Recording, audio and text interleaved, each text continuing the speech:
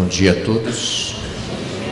Todos tenham um feliz sábado na presença do Senhor no sábado. É muito bom chegarmos até você que nos assiste também via internet. Aqui é a Comunidade Progresso, Belo Horizonte, Minas Gerais, Brasil. Estamos aqui para juntos aprendermos um pouquinho mais sobre a grande maratona, a grande competição de natação e corrida que consiste a nossa vida. Mas antes de falarmos a respeito do pódio, nós queremos chamar a atenção de todos da comunidade que hoje às 14h30 nós teremos o nosso Impacto Esperança. O que é o Impacto Esperança? As igrejas adventistas na divisão sul-americana, Brasil e os outros países da América do Sul, estarão se mobilizando para fazer uma distribuição maciça de literatura e DVDs com estudos bíblicos do Apocalipse. Então eu gostaria de convocar e convidar você. Eu sei que é um horário meio ingrato, né? 2h30 da tarde no sábado, é o horário que a gente gosta de dar um soninho, mas é uma vez, é só hoje. Faz uma forcinha. E eu queria, o diretor dos desbravadores, o Adriano, pediu para convocar os desbravadores para estar aqui, não é, Adriano? Às 14h30. E venha você também, ok? Você vai receber alguns livros, alguns DVDs, vamos distribuir de casa em casa, nos prédios de apartamento, onde Deus abrir uma porta nós vamos entrar.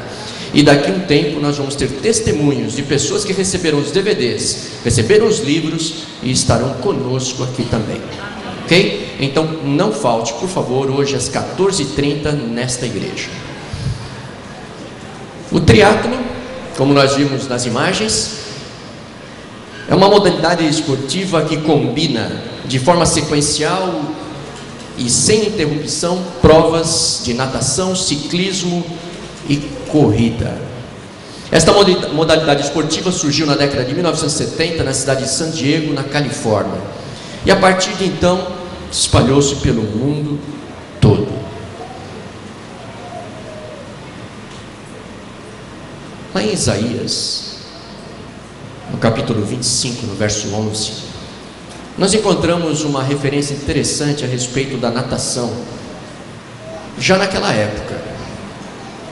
Isaías 25:11 diz: estenderá as mãos como a estende o nadador para nadar, mas o Senhor lhe abaterá a altivez, não obstante a perícia de suas mãos. Segundo o dicionário Michaelis, altivez, orgulho, é um conceito muito elevado que a pessoa faz de si mesmo, amor próprio exagerado, empáfia, basófia, soberba, ufania.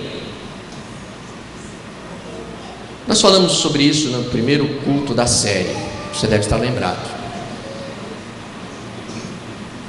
Zaratustra, falamos dele no segundo encontro, foi um eremita criado por um homem chamado Friedrich Nietzsche, no qual esse indivíduo, nesta parábola fictícia, sobe a montanha para encontrar os benefícios da espiritualidade, e ele se decepciona, desce, encontra outro eremita que diz para ele: o que você está fazendo, para onde você vai? Ele diz: eu vou descer para acabar com essa história, não é, de crença em Deus.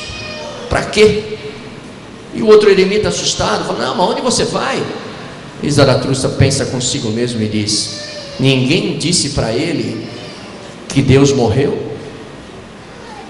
Esse foi o tema do segundo encontro. Nós até concluímos que Deus, ele não é uma energia impessoal, ele não é uma força.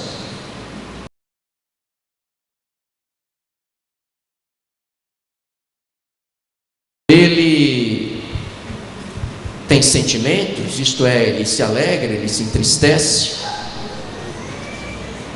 Nós aprendemos também que nossas palavras, segundo o livro de Malaquias, o livro do coração de Deus, elas, por incrível que pareça, elas afetam a Deus. Porque afinal de contas, se Deus é amor, o amor sempre é sensível. O amor é sensível às nossas palavras e a nossos atos. E Deus não está além disso, e ele se inclui, e ele se manifesta. Abramos então agora a nossa Bíblia no livro do meu mensageiro, significado do nome Malaquias. Abra lá no profeta Malaquias, por favor. E vamos continuar nossa análise, e a nossa análise final, terminando esta série chamada No Pódio. No Pódio. Primeiro, segundo, terceiro. No Pódio. Malaquias. Nós aprendemos então que a partir de alguns versículos que o profeta Malaquias escreveu, Deus abre o seu coração e mostra a sua sensibilidade. No capítulo 1, no verso 2, ele diz assim: eu sempre vos amei, mas vocês dizem, no que o Senhor nos tem amado? Depois, no verso 6, ele fala sobre honra e ele se sente desonrado. E lá no capítulo 3, verso 13, finalmente ele diz assim: vocês têm dito palavras duras contra mim, diz o Senhor dos exércitos. O Senhor dos exércitos, exércitos de anjos, exércitos de criaturas, Ele é sensível às suas palavras, aos seus atos e ao relacionamento que temos com Ele. No guia de mensagem que você deve ter recebido, abra o boletim, você vai encontrar uma folhinha aí dentro, e essa folhinha é o guia de mensagem, e o guia de mensagem número 1, slide por favor, guia de mensagem número 1. Quantos de nós, mesmo chamando a Deus de Pai, nos relacionamos com Ele como se Ele fosse apenas uma força impessoal, um fluido divino, e acabamos tendo um Deus com D minúsculo, um Deus que os filmes, as novelas, os professores e os livros e os filósofos de plantão nos ensinaram como Ele é.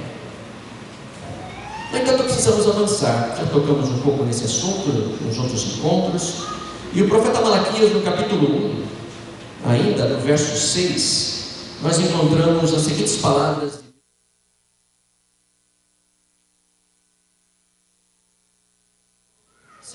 se eu sou pai, onde está a honra que me é devida? Se eu sou Senhor, onde está o temor que me devem? Pergunta o Senhor dos exércitos. A vós, sacerdotes, são vocês que desprezam o meu nome, mas vocês perguntam, de que maneira temos desprezado o teu nome, trazendo comida impura no meu altar? E mesmo assim ainda perguntam, de que maneira te desonramos? Verso 8: na hora de trazerem animais cegos para sacrificar, vocês não veem mal algum. Na hora de trazerem animais aleijados e doentes como oferta, também não veem mal algum. Tentem oferecê-los ao governador Anastasia. Será que ele se agradará de vocês? Será que atenderá? Pergunta o Senhor dos exércitos. Que coisa. Verso 9: e agora, sacerdotes, tentem apaziguar, para que Deus tenha compaixão de nós. Será que com esse tipo de oferta Ele nos atenderá? Pergunta o Senhor. Verso 10: se um de vocês fechasse as portas do templo, assim ao menos não acenderiam fogo no meu altar, inutilmente não tenho prazer em vocês, diz o Senhor dos exércitos, e não aceitaria as suas ofertas. Voltamos ao tema.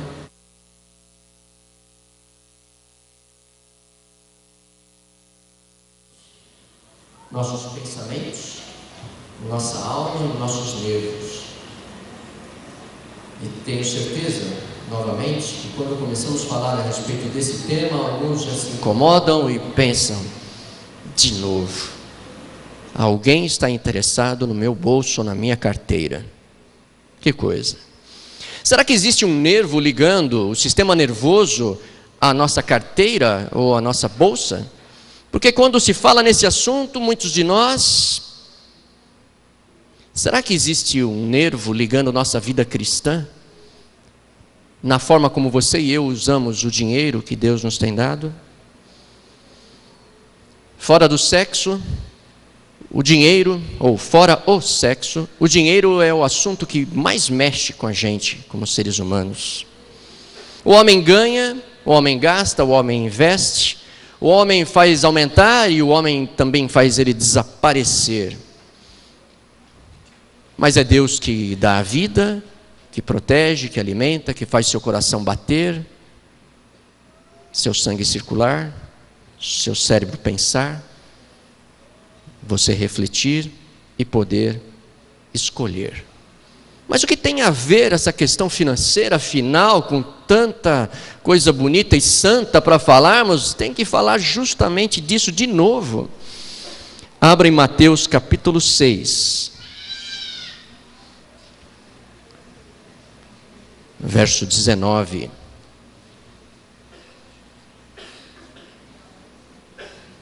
Mateus 6, 19. Não acumulem para vocês tesouros na terra, onde a traça e a ferrugem destroem, e onde os ladrões arrombam e furtam. Mas acumulem para vocês tesouros nos céus, onde a traça e a ferrugem não destroem, onde os ladrões não arrombam nem furtam. Pois onde estiver o seu coração, aí também estará. Onde estiver o seu o quê? Tesouro, aí estará também o seu coração. A conclusão que chegamos que existe alguma ligação entre as nossas finanças e a nossa espiritualidade. Existe alguma ligação entre como ganhamos e como usamos o dinheiro que Deus nos dá e a fé que nós falamos que temos. Mas será, pastor, que você está exagerando? Será que na realidade Deus faz caso da forma como eu uso o dinheiro? Ou são os pastores e as igrejas que estão interessadas no meu dinheiro? Será que Deus se importa realmente com o Deus da riqueza, o ídolo, Mamon? Bom, no Novo Testamento, das 29 parábolas relatadas por Jesus, faladas por Jesus, contadas por Jesus, 19 falam da administração correta dos bens. E por que ele toca nesse assunto? Porque deve ter algum valor espiritual. Por que a Bíblia fala tanto de dinheiro? Complete aí no guia de mensagem número 2. Mesmo quando os textos falam em dar e repartir, não é o dinheiro em si, mas é algo totalmente diferente. No âmago da questão, complete, está a nossa entrega, a nossa confiança, a nossa liberdade e o nosso amor.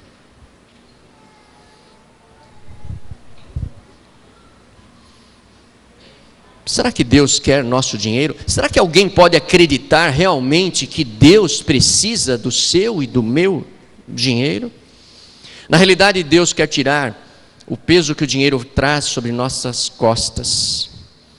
Deus, Ele não quer que sejamos pobres, e via de regra Ele não pede para que entreguemos tudo, todo o dinheiro, mas Ele quer que nós sejamos livres da opressão que o dinheiro pode estar trazendo. Guia de mensagem número 3. O dinheiro já não deve nos dominar, escravizar e oprimir. Por isto, Deus colocou, complete, um sinal do seu, complete, senhorio na área financeira da nossa vida, o dízimo. Assim como o sábado é um sinal do senhorio de Deus no tempo e na semana, olha que interessante, os dízimos e as ofertas são sinais do senhorio de Deus nas nossas posses. No tempo que você acha que a vida é sua, Deus colocou um sinal para te lembrar sempre, sou eu que te dou a vida. E isso acontece semanalmente. De um pôr do sol a outro pôr do sol, quando o sábado chega, nós somos lembrados que tudo vem das mãos do Criador. E aí ele, de maneira muito inteligente e sábia, ele pensou assim, esses seres humanos, meus filhos, eles vão pensar que são eles que se mantêm, que eles podem viver independentes, comprando, vendendo, tendo conforto, que isso é a vida.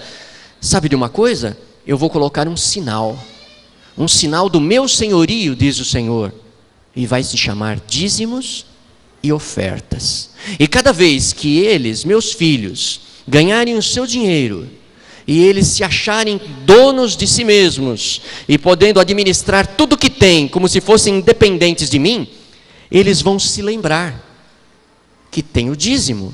E quando nos lembramos do dízimo, nos lembramos do doador da vida, e esse é o sinal do seu senhorio nas nossas posses, assim como o sábado é o sinal do senhorio do tempo, da vida. Malaquias, volte lá para Malaquias. Malaquias capítulo 2. Aqui agora vem uma repreensão para nós pastores. Malaquias capítulo 2, verso 1. Agora esta advertência para vocês, pastores: se vocês não derem ouvidos e não se dispuserem a honrar o meu nome, assim diz o Senhor dos Exércitos, lançarei maldição sobre vocês, e até amaldiçoarei as suas bênçãos. Aliás, já as amaldiçoei, porque vocês não me honram de coração. Verso 7. Porque dos lábios do pastor devem guardar o conhecimento, e da sua boca todos esperam a instrução, porque ele é o mensageiro do Senhor dos Exércitos. Alguns acham que ser pastor é fácil, mas não é fácil, porque ser pastor é ter uma responsabilidade primeiro com Deus, de ter que repartir com uma congregação, com uma igreja, com pessoas, que muitas estão afáveis, acessíveis, e outras estão distantes e impermeáveis. Não é fácil. E o Senhor aqui, Ele chama a responsabilidade, e parece que naquela época, a associação daquela época, a associação de pastores, a administração, o sacerdócio, o templo, parece que havia algum problema. Havia algum tipo de corrupção acontecendo naquele momento, porque a minha repreensão agora é contra os sacerdotes, os pastores. Maldição, cuidado, atentem.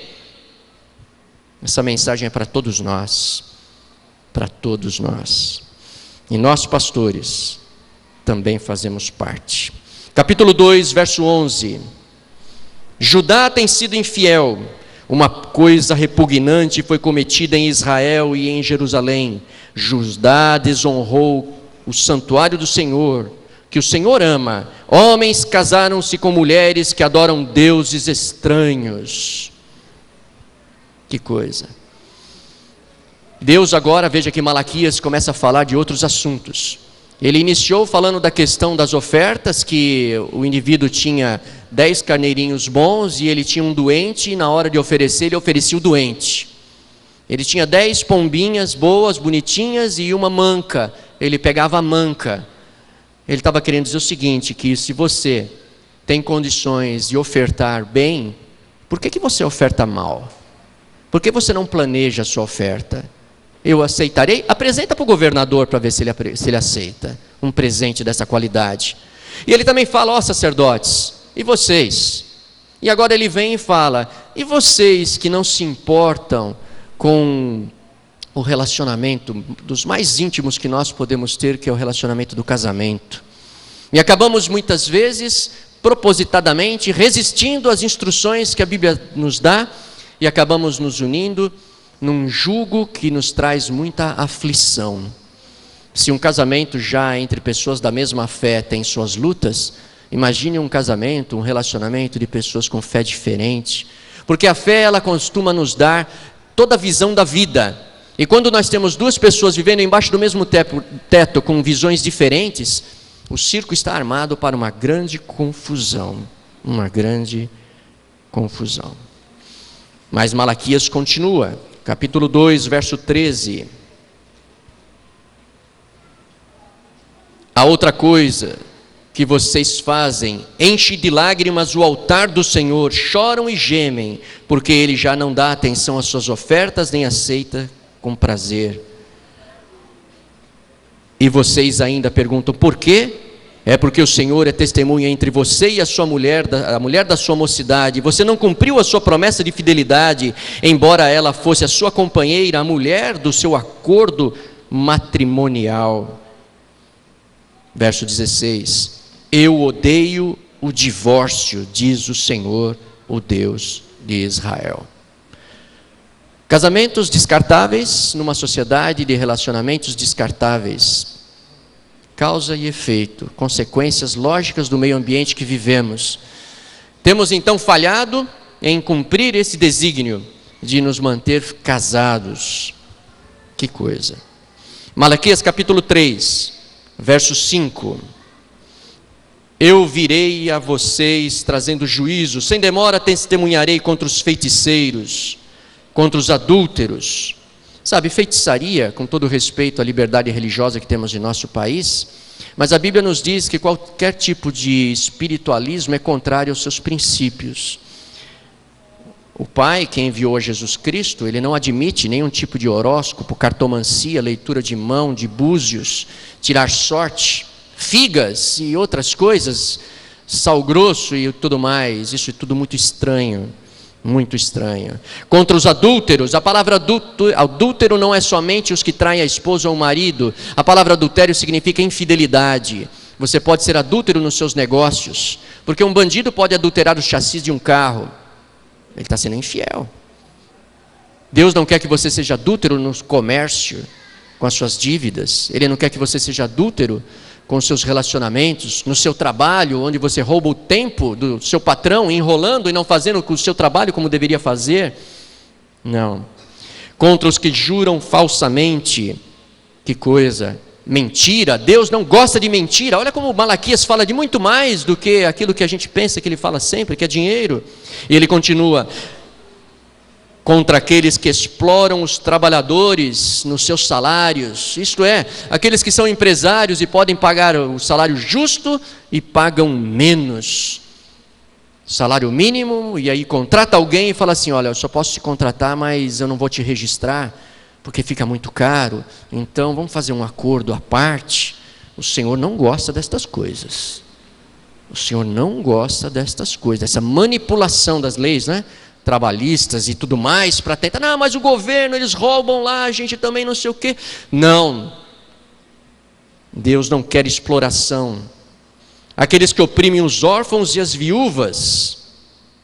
Às vezes acontece, tem uma viúva, ela está sem dinheiro, ela tem um imóvel para vender, e ela está desesperada precisando de dinheiro. Aí chega alguém muito esperto, que se julga, né?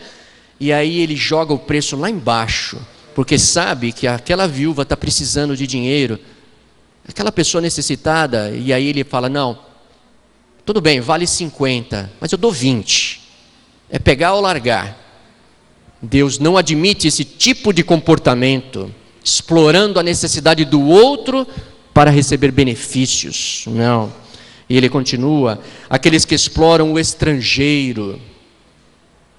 Os estrangeiros estão aumentando em nosso meio, principalmente na América do Sul. Muitos bolivianos têm vindo aí, e alguns que estão sofrendo de xenofobia aí, alguns brasileiros já estão até agredindo alguns bolivianos. O que é isso? Deus não admite exploração. E ele continua, no capítulo 3 ainda, nós vemos aqui, veja lá, e ele continua as suas declarações, e ele vem aqui no verso 8, não, verso 6 mesmo: de fato eu sou o Senhor e eu não mudo, por isso é que vocês, descendentes de Jacó, não foram destruídos. Desde o tempo dos seus antepassados, vocês se desviaram dos meus decretos e não lhes obedeceram. Voltem para mim. E aí eles disseram: mas como voltaremos? E aí, olha que interessante, para que tipo de assunto que ele vai voltar? Pode um homem roubar a Deus? Mas de novo esse assunto. Por que Deus parece dar tanta importância? Começou lá, depois mudou de assunto, falou de casamento, de família, infidelidade e tal, negócios, trabalhadores, e agora ele volta de novo nesse assunto. Mas por que Deus tem tanto interesse nisso? Pode o homem roubar a Deus? Contudo vocês estão me roubando, e ainda perguntam: como é que te roubamos? Nos dízimos e nas ofertas. Que coisa, que coisa. Slides, por favor. Próximo. Isso. O ensino de Jesus, embora infelizmente eu tenha feito novamente com letras pequenas, não é? Os fariseus, eles sempre combateram Jesus, mas eles nunca disseram que Jesus não era dizimista. Eles disseram que Jesus não guardava o sábado, eles disseram que Jesus se fazia Deus, pegaram em pedras, eles falaram que Jesus havia profanado o templo, mas nunca alguém chegou para Jesus e falou assim: o senhor não devolve o dízimo, o senhor não é dizimista. Não, nunca ninguém chegou e falou isso. Próximo. As disputas, então, envolviam outros assuntos, que não envolviam o dízimo. Próximo. Muito bem. E aí Jesus ele chega e faz uma declaração muito importante. Eu leio para vocês. Ai de vocês, mestres da lei e fariseus hipócritas, vocês dão o dízimo da hortelã, do endro e do cominho, mas têm negligenciado os preceitos mais importantes da lei: a justiça, a misericórdia e a fidelidade. Vocês devem praticar estas coisas, devolver o dízimo, mas não devem omitir aquelas: a justiça, a misericórdia e a fidelidade. Poxa, então quer dizer que Jesus falou e ele aprovou a devolução do dízimo? Mas espera aí, os fariseus não eram corruptos? Quando você olha para o livro de Malaquias, você vai ver que no capítulo 2, o sacerdócio, os pastores, eles estavam corrompidos, e Deus já havia amaldiçoado a eles. Então, no nosso cálculo moderno, a gente diz assim: se a organização não usa bem os dízimos, há corrupção, eu não vou dar o meu dízimo não. O que é isso? Eles vão usar da maneira errada, lá para o conforto deles, tal. Malaquias e Jesus não fazem esta conta. Malaquias diz: sacerdotes, vocês estão errados, estão amaldiçoados, e o povo precisa de vocês, as suas bênçãos já eram. Aí lá no capítulo 3, ele chega para o povo e fala assim: vocês estão me roubando nos dízimos e nas ofertas. Ele não faz a ligação entre a atitude pastoral com os dízimos e as ofertas, como alguns de nós hoje fazemos. Ah, não, eu não concordo, eu não acho certo, eu não sei o quê, porque isso e aquilo, os pastores, eu não sei o que, um dia falaram isso, fizeram aquilo, não prestaram conta disso, daquilo outro.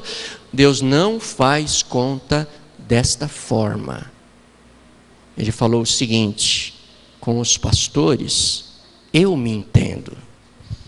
Você, por favor, continua devolvendo seu dízimo e as suas ofertas, porque existe uma ligação espiritual, é o sinal do senhorio de Deus nos nossos bens. No guia de mensagem número 4, vamos avançar aqui rapidamente.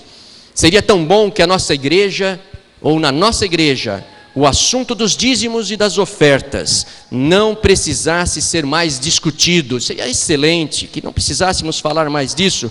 Como seria bom se, além das nossas orações, das leituras da Bíblia, da frequência aos cultos, nós não precisássemos chacoalhar a árvore constantemente para estimular os membros a adorar a Deus com as suas finanças. Que coisa. Por que será que algumas pessoas não são dizimistas? Slide, por favor. Falta às vezes conhecimento. Um conhecimento que fala: mas peraí, para onde que vai? Como que é usado? De que forma? Não é? Ok? A nossa igreja, ela é dividida em setores, em regiões. Na base nós encontramos os membros, somos nós, e a igreja local. Em seguida, a associação, no nosso caso, a Associação Mineira Central. Depois, a União Sudeste Brasileira. Depois, a Divisão Sul-Americana. E no topo, a Associação Geral, que controla e comanda, planeja a igreja no mundo todo. Próximo. Os dízimos, por exemplo. Você, na igreja local, a igreja local, você devolve R$1.000 de dízimo, um exemplo, tá? Dos mil reais, R$1.000 são passados para a associação, ok? Vai R$1.000, a associação, ela fica com 900 e repassa 100. Esse 100 vai para a união. A união fica com 90, passa 10, esses 10 vão para a divisão. A divisão fica com 9, repassa 1, que vai para a associação geral. Então veja, quando você participa da igreja, você participa completamente da igreja. Uma parte daquilo que você e eu, os pastores, também somos dizimistas, também somos ofertantes, muitas vezes também somos pactuantes também.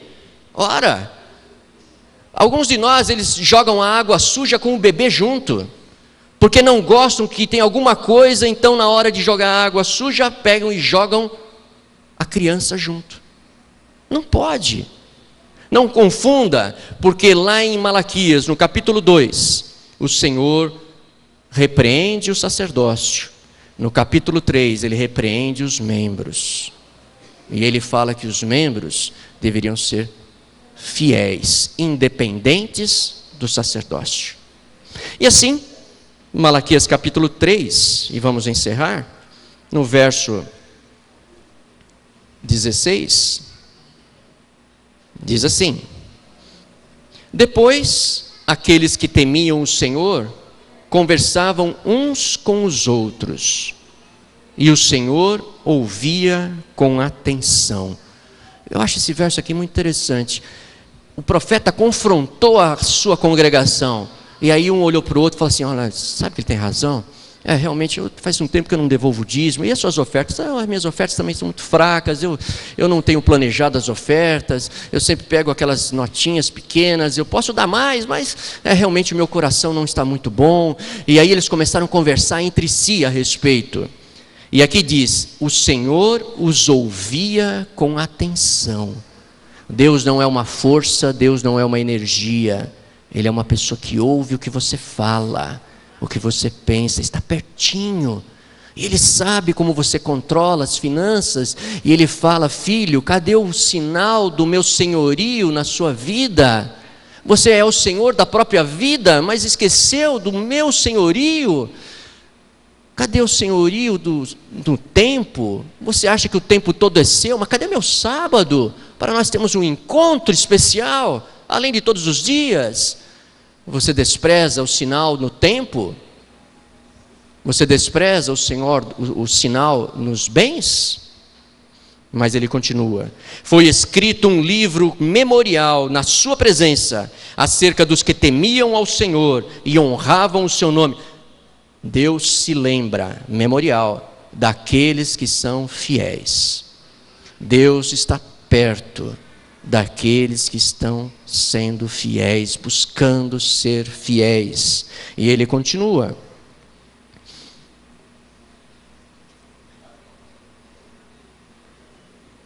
no verso 17: no dia em que eu agir, diz o Senhor dos Exércitos, eles serão o meu tesouro pessoal, e eu terei compaixão deles, como um pai tem compaixão do filho que lhe obedece. E então vocês verão novamente a diferença entre o justo e o ímpio, entre os que me servem e os que não servem a Deus. Chegamos finalmente ao pódio. O pódio dos justos. No pódio dos justos, ao contrário do pódio humano, não há necessidade de ter uma colocação primeiro, segundo e terceiro lugar. No pódio dos justos, é importante que você esteja no pódio. É necessário que na maratona da vida você esteja correndo segundo as regras que Deus estabeleceu. Não queira fazer a corrida do seu jeito, não ache que você é o dono. Não, calma. Ser cristão é ser dependente, a palavra que não está na moda é ser submisso. Para subir no pódio, você precisa ser submisso. No mar da vida, quando nós estamos nadando e dando nossas braçadas, muitas vezes achamos que a força do nosso braço é que garante a nossa sobrevivência, mas não. No pódio, somente aqueles que têm um relacionamento com um Deus que não é energia, mas um Deus que é pessoa, é ser, tem persona, tem sentimentos, somente esses subirão no pódio do Senhor. E finalmente, na mensagem de hoje, quando Deus coloca um sinal do seu senhorio, Ele quer ser reconhecido como Senhor. É isso. Mas por que Ele faz isso? Porque o que é pecado? Pecado é a intenção da pessoa viver independente da vontade de Deus. Então ele pega um sinal do tempo, ele põe 7º dia e coloca lá, sinal no tempo. Aí você começa domingo, tá, descansa, tal, segunda-feira eu vou trabalhar, terça eu sou dono da minha vida, quarta-feira está tudo bem, vamos em frente, a gente está ganhando dinheiro, vamos trabalhar, tem que pagar as contas, as dívidas e tal, e você acha que é o dono da vida, e de repente, quando chega sexta-feira ao pôr do sol, o sinal do senhorio aparece. Aí você fala, puxa, é mesmo, eu não sou dono da minha vida, eu não faço meu coração funcionar, é Ele que me mantém. E aí você reverentemente cessa, para, descansa. Mesma coisa quando ganhamos nosso salário, nós falamos, puxa, que bom, né? Seja muito ou pouco, vamos agora correr atrás, pagar as contas, fazer isso, comprar aquilo, manter a nossa casa, nossos filhos, nossas roupas, escola e tantas coisas, e o dinheiro parece que nunca dá. E quando você começa a pensar que você ganhou dinheiro e o dinheiro te mantém, aí vem o Senhor e fala assim, não. Tem um sinal do meu senhorio nos dízimos e nas ofertas. Aí você fala, é mesmo, foi Ele que me deu condições para trabalhar, para fazer faculdade, é Ele que me deu a possibilidade de amar, de existir, de casar, de ter filhos, é Ele que me dá o tempo, seja muito ou pouco de vida. E aí é um momento que você fala, eu tenho que reconhecer esse Senhor. O dízimo é o sinal, e as ofertas também são sinais do senhorio de Deus na nossa vida. Eu gostaria que todos nós subíssemos desse pódio, mas não é possível hoje. Mas quando Cristo voltar nas nuvens dos céus, Ele vai trazer o maior de todos os pódios do universo. E nesse grande pódio, onde Jesus será o primeiro, e nós estaremos todos lado a lado, e nós vamos ver que o pouquinho que Ele pede de nós, o senhorio, não era nada e poderíamos ter feito muito. E a grande questão é, o seu Deus é com D maiúsculo ou com D minúsculo? O seu Deus, Ele tem sentimentos e Ele se importa, ou Ele é uma energia informe, um fluido divino? Dependendo como você imagine, vai fazer toda a diferença. Eu não gostaria de chamá-los aqui à frente, eu não gostaria de pedir para levantar as mãos, nem ficar em pé aí, não, às vezes parece que fazemos tanto que, mas por que não? Aí no seu coração, no recôndito da sua alma, assim como Deus ouviu os contemporâneos de Malaquias conversando um com o outro, tem razão, o que eu faço? Trabalha no seu próprio coração agora, enquanto eu vou orar por você. Querido Deus, nosso Pai, Pai querido, é difícil porque nós somos muito humanos com problemas, com defeitos. Achamos que o tempo é nosso, a vida é nossa e queremos viver do jeito que queremos. Mas o Senhor colocou o senhorio, o sinal do senhorio, o sétimo dia, e aí nós paramos e falamos, existe um Deus. Ganhamos nosso dinheiro, trabalhamos, suamos, nos preocupamos, às vezes até adoecemos, Senhor, e achamos que o dinheiro é para pagar todas as nossas contas e nos mantemos, Senhor. E aí o Senhor vem e fala, filho, filha, sou eu que te dou a vida.